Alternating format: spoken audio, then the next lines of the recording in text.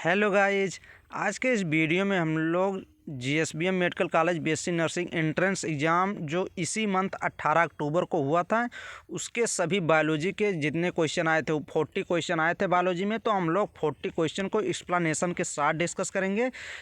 जो भी student BSc nursing जीएसबीएम से एंट्रेंस एग्ज़ाम दिए थे तो उन सभी स्टूडेंट ये एक बार ज़रूर अपना देख लें कि कितने करेक्ट क्वेश्चन मैंने किए हैं, और एकदम एक्सप्लेनेशन के साथ। मान लीजिए अभी नेक्स्ट कोई भी exam BSc nursing entrance exam का देना चाहते हैं तो आप लोग के लिए वीडियो वेरी हेल्पफुल है। और मेरे ही चैनल पे फिजिक्स केमिस्ट्री बायोलॉजी के काफ़ी क्वेश्चन कराए गए। अभी बायोलॉजी ये 40 क्वेश्चन ओनली पूछा गया था, और 40 क्वेश्चन में अभी हम दिखाएंगे कि मेरे जितने भी वीडियो पड़े हैं जो एक्सप्लेन मैं किया हूँ वहाँ से लगभग अभी हम देखें हैं लगभग 25 टू 27 तक क्वेश्चन तक मेरे वीडियो और एक्सप्लेनेशन से ही आए हैं। तो काफ़ी क्वेश्चन आए हैं। कोई स्टूडेंट कॉल करके ये नहीं बताया कि सर आपके जितनी भी वीडियो पड़ी थी सभी वेरी हेल्पफुल थे, बट मैंने देखा काफ़ी वीडियो 2-3 स्टूडेंट फ़ोन किए थे कि सर आपकी हेल्पफुल वीडियो बहुत अच्छे से एकदम मतलब ये समझिए एग्जैक्ट क्वेश्चन आए। तो चलिए हम लोग बायोलॉजी के 40 क्वेश्चन डिस्कस करते हैं, वो भी एक्सप्लेनेशन के साथ।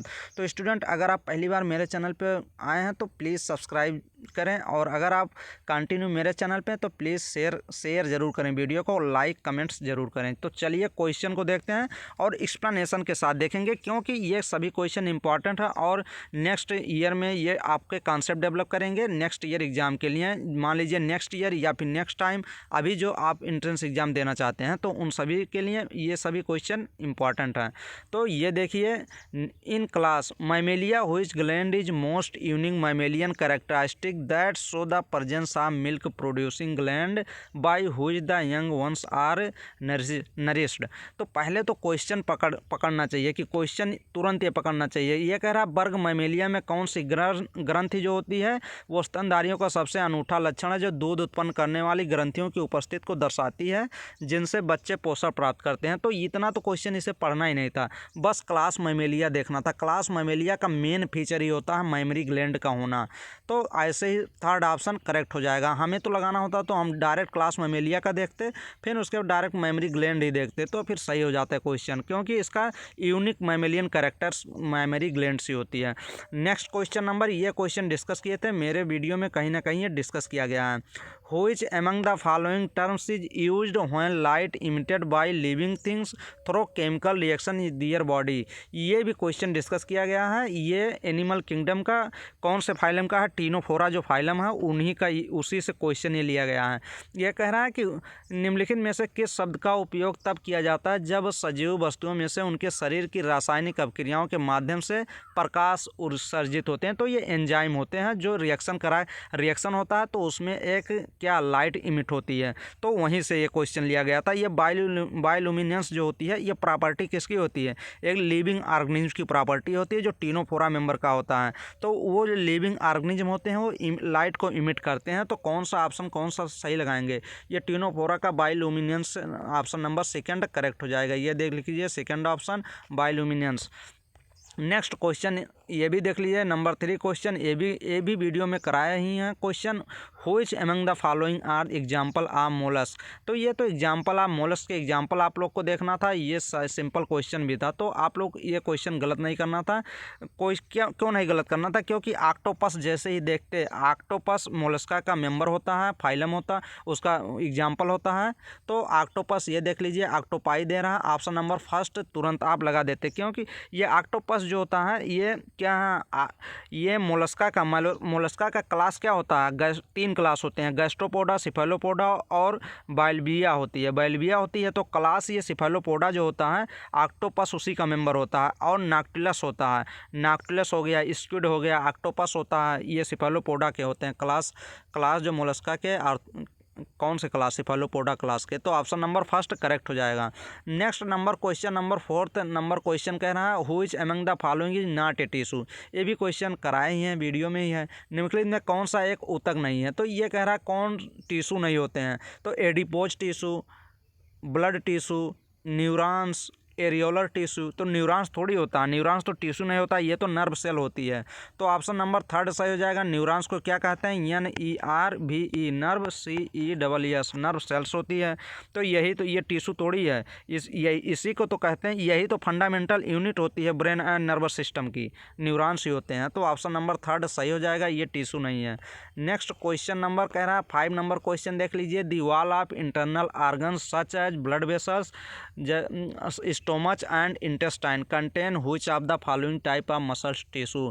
कह रहा है कि ब्लड वेसल्स, रक्त नलिकाओं, आमाशय, स्टोमच तथा आंत, इंटेस्टाइन जैसे आंतरिक इंटरनल ऑर्गन की भित्ति में निम्नलिखित में से किस प्रकार का पेशी ऊतक पाया जाता है। मतलब ये कह रहा है मसल्स टिश्यू किस प्रकार के पाए जाते हैं, ब्लड वेसल्स, स्टोमच और इंटेस्टाइन। तो एकदम ये सिंपल क्वेश्चन था। यहाँ दे दिया स्केलेटल मसल्स दे दिया, थर्ड ऑप्शन पहले देख लीजिए, स्केलेटल मसल्स दे दिया, तो ये तो नहीं होगा क्योंकि ये इंटरनल ऑर्गन में नहीं होते हैं। ये जैसे आर्म्स, जैसे हाथ हो गया, पैर्स हो गया, लेग्स, ये बोन्स में होते हैं, और कार्डियक मसल तो हार्ट में हो जाएंगे। तो ये तो आप लोग को एकदम क्लियर है। अब बचा स्मूथ मसल्स टिश्यू, तो बस आप लोग को यही सही करना था, स्मूथ मसल्स। तो ऑप्शन नंबर फर्स्ट करेक्ट हो जाएगा। Smooth muscle tissue stomach, intestine, इन सभी में पाया जाता है। Next question number 6 number question ये भी देख लीजिए। 6 नंबर क्वेश्चन जो कह रहा है, in all connective tissue except blood this cell secrete fibres of structural protein called. ये बायोमॉलिक्यूल का क्वेश्चन है, ये मैंने कराया है एग्जैक्ट क्वेश्चन। ये कह रहा है रक्त को छोड़कर सभी संयोजी ऊतक में कोशिकाएं संरचनात्मक प्रोटीन के तंत्र स्थापित करती हैं, जिसको क्या कहते हैं। तो ये लाइन एकदम सीधे लिखी है NCERT में कि all connective tissue except blood, जितनी भी कनेक्टिव टिश्यू होती हैं ब्लड को छोड़कर सभी कनेक्टिव टिश्यू की सेल्स जो होती हैं वो सिक्रेट करती हैं एक फाइबर। बस यहीं से क्वेश्चन पकड़ना था, एक फाइबर सिक्रेट करती हैं और वो फाइबर प्रोटीन होती है।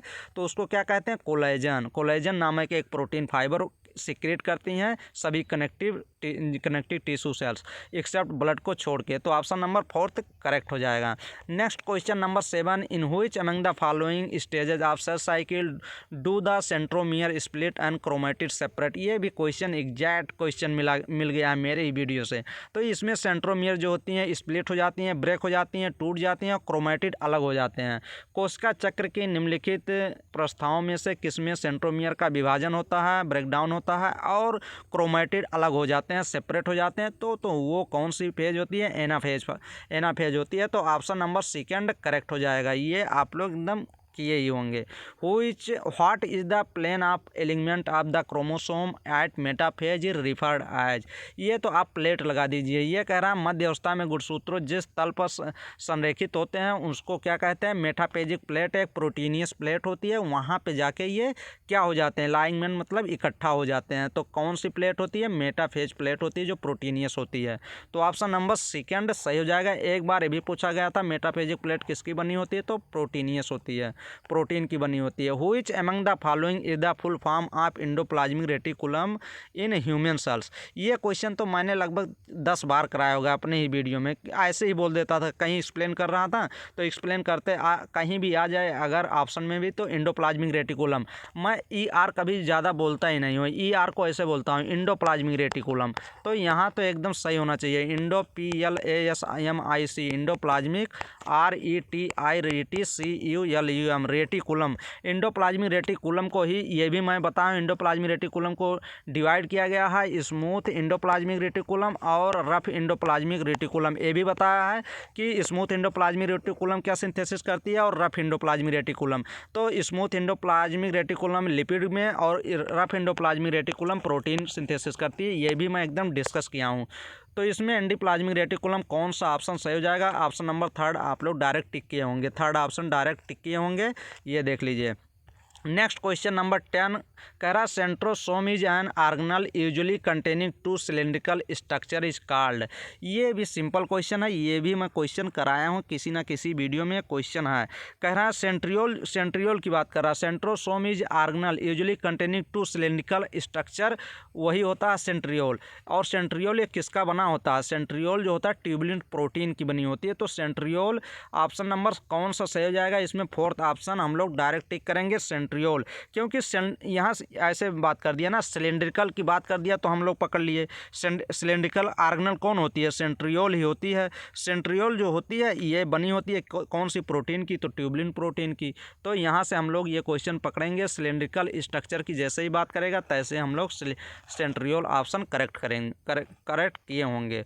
What is not a feature of cell, ये तो सिंपल क्वेश्चन था। ये क्वेश्चन मैंने कराया भी है कि ये कह रहा सेल का कौन सी एक विशेष कोशिका नहीं है, तो इसमें सेल का फीचर देखना है। फर्स्ट ऑप्शन कह रहा all organism are made of cell aggregate of cell, तो ये तो एकदम सही है। जितने भी सेल्स होते हैं, सेल्स से मिलकर ही टिश्यू बनता है, टिश्यू से मिलकर ही आर्गन बनते हैं, आर्गन से मिलकर ही ऑर्गेनिज्म पूरा बनता है, तो ये तो सही है फर्स्ट ऑप्शन। सेकंड कह रहा all cells are same in shape and size, यही गलत कर दिया, यही नॉट, ये कह रहा गलत पूछ भी रहा, और ये सेकंड ऑप्शन ही गलत है, क्योंकि सभी सेल्स शेप और साइज सेम नहीं होते हैं। क्योंकि आप मान लीजिए कहीं पे हार्ट पे सेल्स है, ब्रेन में सेल्स है, तो सबकी साइज प्लेस के जगह के अनुसार अलग अलग होती है, तो यही गलत हो जाएगा। और थर्ड कह रहा सेल्स वेरी इन दियर शेप, सेल्स के जो आकार चेंज होती है, तो ये भी सही है। Cells vary in size and activity function के आधार पे सेल्स चेंज होती रहती है सेल का शेप, तो ये भी सही है, तो सेकंड ऑप्शन गलत था। Next question number 12 number question कह रहा which among the following is responsible for photosynthesis storage of product like starch, निम्नलिखित में से कौन प्रकाश संश्लेषण स्टार्च जैसे उत्पादों के भंडारण के लिए जिम्मेदार है? तो ये तो एकदम सही हो गया, प्लास्टिड। आप लोग डायरेक्ट सही किए होंगे प्लास्टिड, क्योंकि ये प्लास्टिड जो होती है इसी के टाइप कौन कौन होते हैं? प्लास्टिड के टाइप ही 3 होते हैं। प्लास्टिड का टाइप क्या होता है? क्लोरोप्लास्ट हो गया, CHLORO क्लोरोप्लास्ट हो गए, फिर उसके बाद हो गया क्रोमोप्लास्ट हो गया, CHROMO क्रोमोप्लास्ट हो गया, PLAST क्रोमोप्लास्ट, और एक होता है ल्यूकोप्लास्ट, ल्यूकोप्लास्ट हो गया। ल्यूकोप्लास्ट का ये भी क्वेश्चन पूछा जाता है कौन कलरलेस प्लास्टिड होते हैं? कलरलेस प्लास्टिड जो होती है ल्यूकोप्लास्ट ही होता है, ये भी क्वेश्चन पूछा गया और पूछे जाने के चांस भी हैं। तो ये देख लीजिए ल्यूकोप्लास्ट के सभी हैं, तो फोटोसिंथेसिस तो क्लोरोप्लास्ट ही करते हैं ना, और वो स्टार्च को स्टोर भी क्लोरोप्लास्ट ही करते हैं, क्योंकि जब फोटोसिंथेसिस करते हैं तो वो स्टार्च के रूप में अपना प्रोडक्ट बनाते हैं। तो कौन सा ऑप्शन सही हो जाएगा इसमें? ऑप्शन नंबर फर्स्ट करेक्ट हो जाएगा। नेक्स्ट नंबर क्वेश्चन देख लीजिए, कह रहा है in most higher plant the thylakoid are arrange in tie stacks called, कह रहा अधिकांश उच्चतर पौधों में थैलेक्वाइड घने ढेर की तरह में उपस्थित होते हैं, जिसको क्या कहते हैं? ऐसे ऐसे देख लीजिए होता है, इसी को ग्रेना कहते हैं, ऐसे ऐसे इकट्ठा होता है थैलेक्वाइड मेम्ब्रेन में। थैलेक्वाइड अरेंज होती हैं इसी स्टैक्स के, जैसे हम लोग पैसा मान लीजिए 1 रुपया यहाँ रख के 1 रुपया यहाँ 1 रुपया यहाँ, तो यही होती है ग्रेना टाइप होती है। तो कौन सा ऑप्शन सही हो जाएगा? ऑप्शन नंबर इसमें हम लोग ग्रेना कहाँ, थर्ड ऑप्शन नंबर करेक्ट करेंगे, ये भी सिंपल ही क्वेश्चन था। नेक्स्ट नंबर क्वेश्चन 14 कह रहा है is a group of sales having common origin and usually performing A common function, तो एकदम ये तो सही हो गया। 2 क्वेश्चन ऐसे ही बना दिया, किस पे बना दिया? टिश्यू सेल्स, सभी सेल्स मिलकर टिश्यू बनाते हैं, तो ये कह रहा है ये tissue is a group of cells, बस ये देख लीजिए ग्रुप्स, ये मान लीजिए सेल्स, ये सेल्स, जितनी सेल्स ग्रुप ऑफ सेल्स को मिलकर क्या बनते हैं? टिश्यू ही बनते हैं। तो ये तो सिंपल क्वेश्चन कर दिया, और एक क्वेश्चन मेरे वीडियो में कहीं ना कहीं कराए गए हैं। तो ऑप्शन नंबर कौन सा? फर्स्ट ऑप्शन हम लोग डायरेक्ट इस क्वेश्चन का करेक्ट किए होंगे। नेक्स्ट क्वेश्चन नंबर 15 देख लीजिए, ये भी क्वेश्चन वीडियो से ही है। What is term for permanent tissue having many different type of cells, ये कह रहा है उन अस्थायी ऊतकों को क्या कहा जाता है जिनमें कई अलग अलग प्रकार की कोशिकाएं होती हैं? तो वो कौन सी होती है? कॉम्प्लेक्स परमानेंट टिश्यू होती है। कॉम्प्लेक्स का मतलब ही होता है कॉम्प्लेक्स में मेनी टाइप ऑफ टिश्यू आते हैं, तो ये ऑप्शन नंबर डायरेक्ट हम लोग थर्ड सही किए होंगे। नेक्स्ट क्वेश्चन नंबर देख लीजिए 16 number question, which of the following thin walled simple tissue perform various function like photosynthesis या स्टोरेज सिक्रीशन भी, एंड कह रहा है कि निम्नलिखित में से कौन सी पतली दीवार वाले सरल ऊतक प्रकाश संश्लेषण भंडारण स्राव जैसे विविध कार्य करते हैं? तो ये तो एकदम 1 पॉइंट पकड़ते हैं आप, तो ये क्वेश्चन सही कर लिए होते हैं। यहाँ पे थिन वॉल सिंपल टिश्यू पकड़ना था, और यहाँ पे पकड़ना था इसका ये लाइक फोटोसिंथेसिस करते हैं, स्टोरेज के लिए होते हैं। तो स्टोरेज के लिए एक ही होती है खाना पकाना पैरेन्काइमा, ऐसे हम ट्रिक भी बताए थे इस क्वेश्चन का, खाना पकाना, ये देख लीजिए पकाना पैरेन्काइमा, तो कौन पकाता था? पैरेनकाइमा। तो ऑप्शन नंबर डायरेक्ट हम लोग थर्ड ही करेक्ट करेंगे, पैरेनकाइमा, क्योंकि इसकी उस जो टिश्यू सिंपल थिन वॉल्ड की होती है और ये फोटोसिंथेसिस करके इस फूड को स्टोर कर लेती है।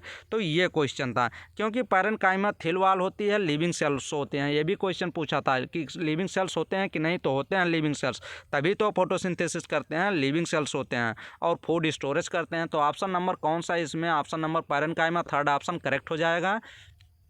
नेक्स्ट क्वेश्चन नंबर 17 कह रहा है कि which among the following types of root arise from part of the plant other than radicle. ये क्वेश्चन सिंपल भी हो गया। ये भी क्वेश्चन कह रहा है निम्नलिखित में से किस प्रकार की जड़ें मूलांकर के बजाय पौधे के अन्य भागों से निकलती हैं। अगर मान लीजिए किसी भी जड़ जो होती हैं वो पौधे के बजाय मान लीजिए स्टेम से निकल रहा है, रूट से नहीं निकल रहा है, स्टेम से निकल रहा है। Which among the following type of roots arise, जो रूट्स होती हैं वो मान लीजिए स्टेम से निकल गया तो उसी को एडवेंटिशियस रूट कहते हैं। तो ऑप्शन नंबर कौन सा? सेकंड ऑप्शन नंबर करेक्ट हो जाएगा। Next number question 18 number question देख लीजिए। कह रहा है what is called if a fruit is form without fertilization of the ovary. ये क्वेश्चन तो एग्जैक्ट वीडियो से है। यदि कोई फल अंडाशय के निषेचन के बिना बनता है तो उसको क्या कहते हैं?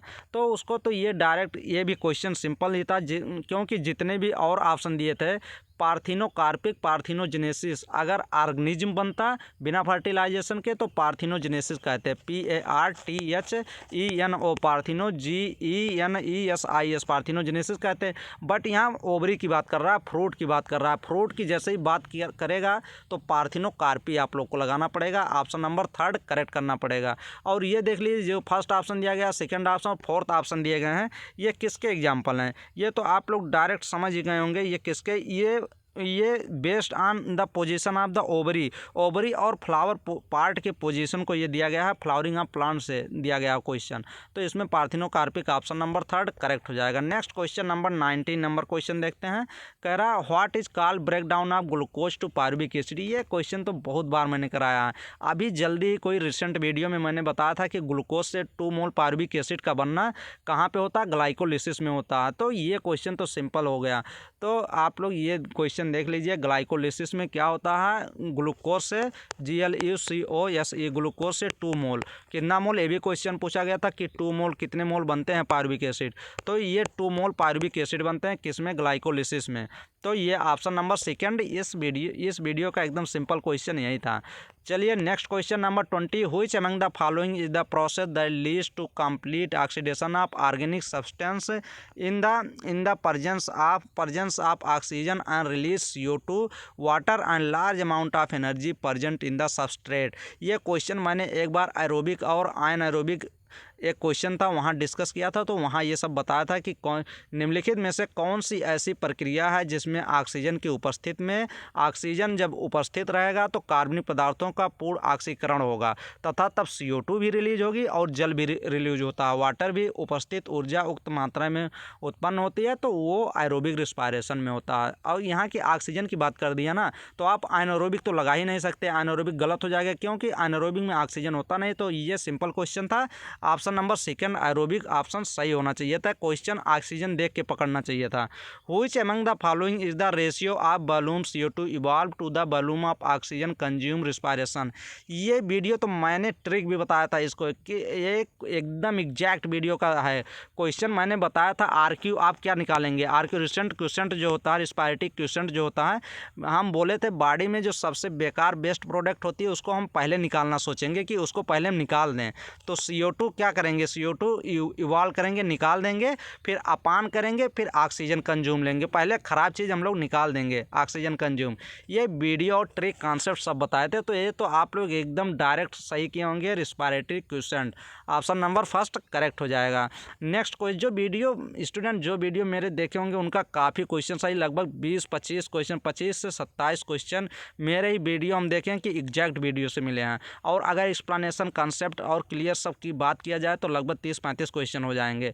तो एग्जैक्ट की बात करेंगे तो 25 से 27 क्वेश्चन मैंने देखे हैं कि एग्जैक्ट वीडियो से। तो स्टूडेंट आप प्लीज़ सभी वीडियो देखिए, जितने भी चैनल पे प्लेलिस्ट क्रिएट है आप लोग सभी वीडियो देख के नेक्स्ट जो भी बीएससी नर्सिंग का एंट्रेंस एग्जाम होने वाला है तो आप लोग ज़रूर देख के ही जाइएगा। चलिए नेक्स्ट क्वेश्चन नंबर 22। ये भी क्वेश्चन एकदम सिंपल क्वेश्चन था। Krebs cycle is also known as which among the following. कह रहा क्रेब्स चक्र निम्नलिखित में से किसके रूप में जाना जाता है। ये भी क्वेश्चन वीडियो ही से है कि क्रेब्स साइकिल को एक नाम से और जानते हैं सिट्रिक एसिड साइकिल। तो ये देख लीजिए ऑप्शन नंबर सेकेंड डायरेक्ट सही हो जाएगा। क्रेब्स साइकिल क्या करती है, ये भी एक बार क्वेश्चन पूछा था। क्रेब्स साइकिल क्या प्रोड्यूस करता है, ये एनर्जी प्रोड्यूस करता है। कौन सी एनर्जी प्रोड्यूस करता है, एनर्जी जैसे एनर्जी के रूप में एटीपी हो गया, जीटीपी हो गया, गुआनोसिन ट्राइफॉस्फेट हो गया, तो ये सब प्रोड्यूस करते हैं एनर्जी के रूप में। तो ऑप्शन नंबर सेकेंड सही हो जाएगा। Next question number 23। Which among the following is the full form of O in citric acid cycle. जो सिट्रिक एसिड साइकिल में ये क्वेश्चन मैंने डिस्कस किया था, एक बार पूछा था कि उसमें उस क्वेश्चन में क्या पूछा था हमें याद है अभी कि ऑक्सैलोएसिटिक एसिड में कितने कार्बन नंबर होते हैं, तो मैंने बताया था 4 कार्बन नंबर होते हैं। तो ये एकदम सिंपल क्वेश्चन ये भी था कि इसमें देख लीजिए oxaloacetic acid option number third correct हो जाएगा। Next number question 24। Which among the following is the common name for Triticum aestivum. Triticum aestivum का सामान्य नाम निम्नलिखित में से कौन सा है। ये भी तो क्वेश्चन कराए हैं, 2 क्वेश्चन 3 क्वेश्चन इस पर डिस्कस किए हैं। तो ये व्हीट का, गेहूं का क्या होता है, साइंटिफिक नेम होता है। तो ऑप्शन नंबर फर्स्ट करेक्ट हो जाएगा। नेक्स्ट क्वेश्चन नंबर 25 देख लीजिए। Which among the following is the functional unit of kidney. आप फंक्शनल यूनिट ऑफ किडनी जैसे ही आप यहाँ से क्वेश्चन पकड़ लेंगे, फंक्शनल यूनिट ऑफ किडनी को नेफ्रॉन्स कहते हैं। तो ऑप्शन नंबर कौन सा, सेकेंड ऑप्शन करेक्ट हो जाएगा। आप लोग आगे पढ़ने की ज़रूरत भी नहीं है। तो ये हम लोग लेकिन पढ़ लेते हैं। निम्नलिखित में से कौन सा गुर्दे की एक क्रियात्मक इकाई है। ऐसी संरचना जो वास्तव में रक्त से अपशिष्ट और अतिरिक्त पदार्थों को हटाने की पूर्व मूत्र को उत्पादन करती है। तो ये यूरिन फार्मेशन करती है। नेफ्रॉन्स से ये क्या करती है, ब्लड से यूरिन को और वेस्टेज प्रोडक्ट को बाहर निकाल लेती है। क्रिएटिनिन हो गया सभी को, तो वो आपके क्या वेस्टेज प्रोडक्ट जैसे यूरिन के माध्यम से बाहर निकाल देती है। तो नेफ्रॉन्स ही करते हैं ये सब। तो नेफ्रॉन्स और हेनले लूप जहाँ पे वो स्ट्रक्चर बना है एनसीईआरटी में, तो वहीं से सब काम होता है। तो ये तो सिंपल क्वेश्चन है भी था।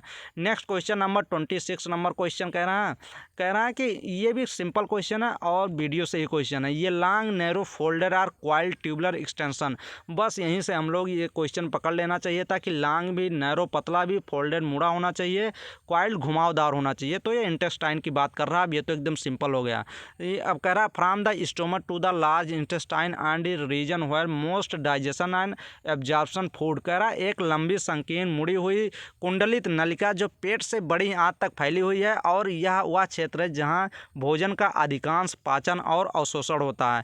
तो हम लोग डायरेक्ट लगाएंगे स्मॉल इंटेस्टाइन, क्योंकि स्मॉल इंटेस्टाइन में डियोडिनम जो होता है, डियोडिनम जो होता है यहीं पे सबसे अधिक होती है। डियोडिनम, जेजुनम और इलियम, ये 3 पार्ट होते हैं। किसके होते हैं, ये होते हैं किसके, स्मॉल इंटेस्टाइन के पार्ट होते हैं, डियोडिनम, जेजुनम, इलियम। तो ऑप्शन नंबर डायरेक्ट हम लोग फर्स्ट करेक्ट करेंगे। Next question number 27। Which of the following option defined peristalsis. कह रहा है पेरिस्टाल्सिस जो होती है निम्नलिखित में से कौन सी विकल्प कर्मान कुंचन का वर्णन करता है। तो पेरिस्टाल्सिस क्या होती है, ये क्या होती है, construction and expansion movement. Construction नहीं होता, ना ही एक्सपेंशन, फैलता नहीं है, ये ऐंठन होती है। Construction and expansion movement of blood vessels में नहीं होता है। Involuntary movement of longitudinal and circular muscles, ये एकदम सही है। ये इनवॉलेंट्री होती है, मतलब अपनी इच्छा पे डिपेंड नहीं करती। अगर इच्छा पे डिपेंड करती है उसको वॉलेंट्री कहते हैं। ये इनवॉलेंट्री जो इच्छा पे अपने अनुसार चले। अब मान लीजिए इंटेस्टाइन में पेरिस्टाल्सिस होती है, तो ये थोड़ी होता है कि हम लोग कहते हैं कि चलिए अब आप लोग खाना हम खा लिए, पेरिस्टाल्सिस करके भोजन को पचाइए, वो अपने आप होती है। इनवॉलेंट्री होती है, मूवमेंट होती है। लॉन्गिट्यूडनल मसल्स होती है इंटेस्टाइनल, और सर्कुलर मसल्स, दोनों मसल्स होती हैं, तभी तो वो पेरिस्टाल्सिस कर पाएंगे, लॉन्गिट्यूडनल सर्कुलर मसल दोनों की वजह से। तो ऑप्शन नंबर थर्ड सही हो जाएगा। पेरिस्टाल्सिस का एकदम ये मुख्य डिफिनीशन है, ये देख लीजिए, involuntary movement of longitudinal circular muscles. Next question number 28। Which one among the following is correct match. अब ये तो क्वेश्चन सिंपल ही था और ये क्वेश्चन आया भी था, इसमें मैं कराया भी था। तो ये देख लीजिए सिंपल क्वेश्चन कह रहा मलेरिया को ट्रिपैनोसोमा, ये तो गलत मैच हो जाएगा।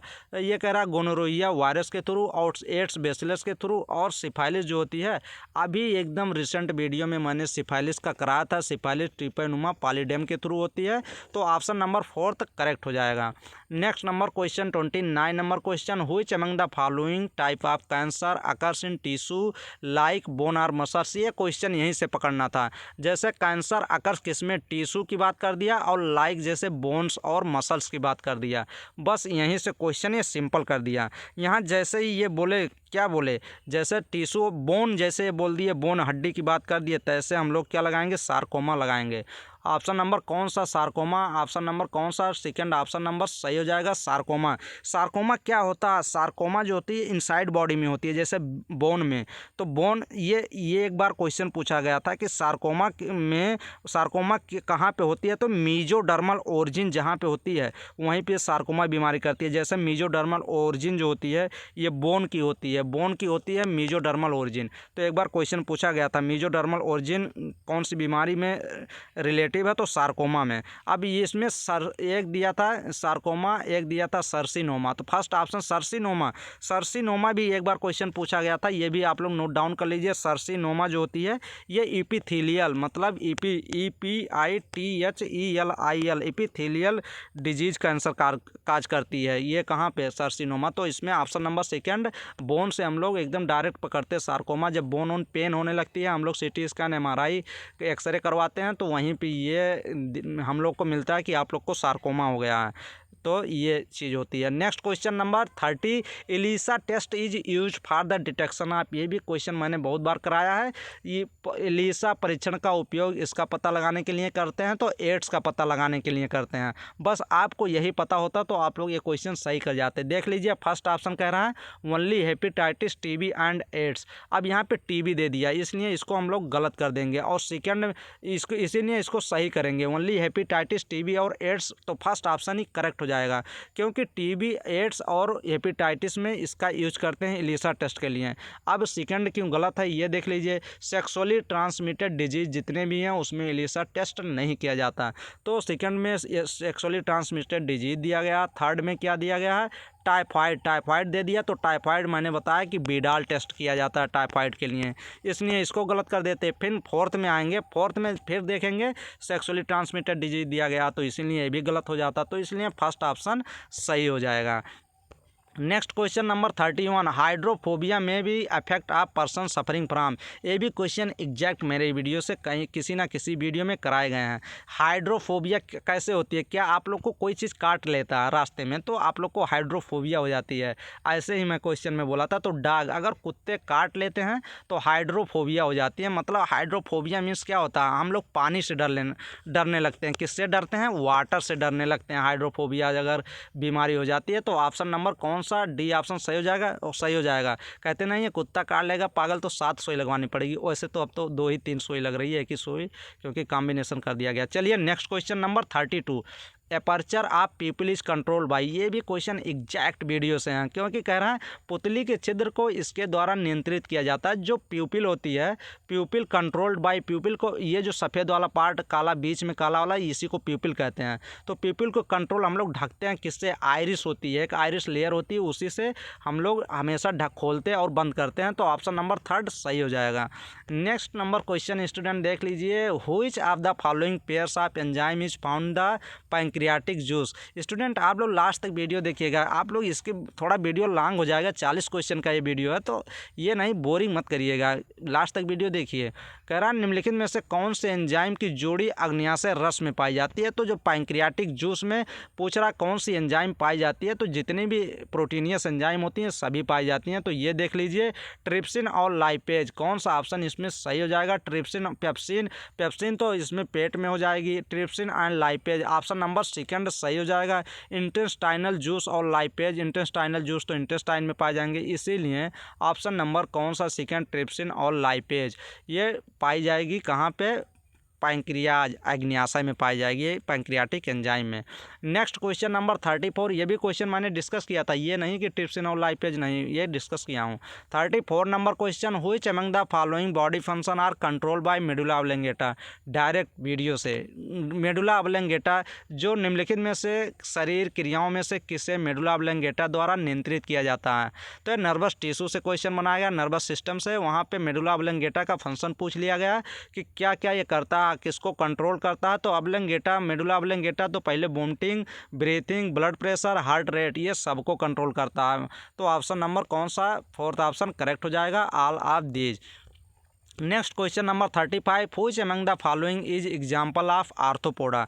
तो ये भी तो सिंपल क्वेश्चन था, आर्थ्रोपोडा का पूछ लिया। क्या पूछा था कि आर्थ्रोपोडा का मेंबर कौन कौन है, इसमें एग्जाम्पल दे दिया गया, सेंटीपीड दे दिया, और फिर स्पाइडर दिए, मकड़ियाँ स्पाइडर्स को कहते हैं, क्रैब्स केकड़े कहते हैं, और इंसेक्ट भी इसी में आते हैं आर्थ्रोपोडा में।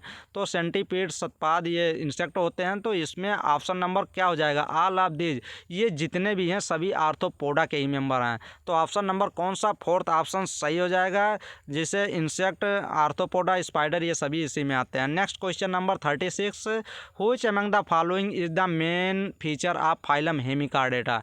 तो ये तो एकदम, ये भी सिंपल क्वेश्चन था, हेमिकार्डेटा से पूछा था। तो हेमिकार्डेटा में आप लोग को क्या सबसे पहले याद होना चाहिए, वार्म लाइक मैराइन एनिमल इसमें होते हैं। तो ये देख लीजिए, worm like, proboscis, collar and trunk, first option ही करेक्ट हो जाएगा। जैसे ही वार्म लाइक हम लोग देखेंगे सही हो जाएगा, क्योंकि जो इसकी जो बॉडी होती है, इसमें हेमिकार्डेटा में बॉडी जो इनकी होती है सिलेंड्रिकल होती है, और बनी होती है किसमें, प्रोबोसिस और कॉलर एंड लॉन्ग ट्रंक में होती है। इनकी बॉडी जो होती है, शरीर बॉडी होती है सिलेंड्रिकल होती है, प्रोबोसिस एंटीरियर प्रोबोसिस होती है, कॉलर, ट्रंक, ये सब होती हैं। तो ऑप्शन नंबर फर्स्ट करेक्ट हो जाएगा। Next number question 37 number, in case of frog, मेढक के केस में व्हाट इज विंटर स्लीप। ये भी क्वेश्चन मैंने बहुत बार कराया, 3 4 5 बार क्वेश्चन कराया है। ये क्वेश्चन अगर वीडियो कोई देखा होगा तो गलत किया होगा तो बहुत बेकार, ये समझिए गलत नहीं होना चाहिए। मैंने ऐसे बताया था, WH बताया था।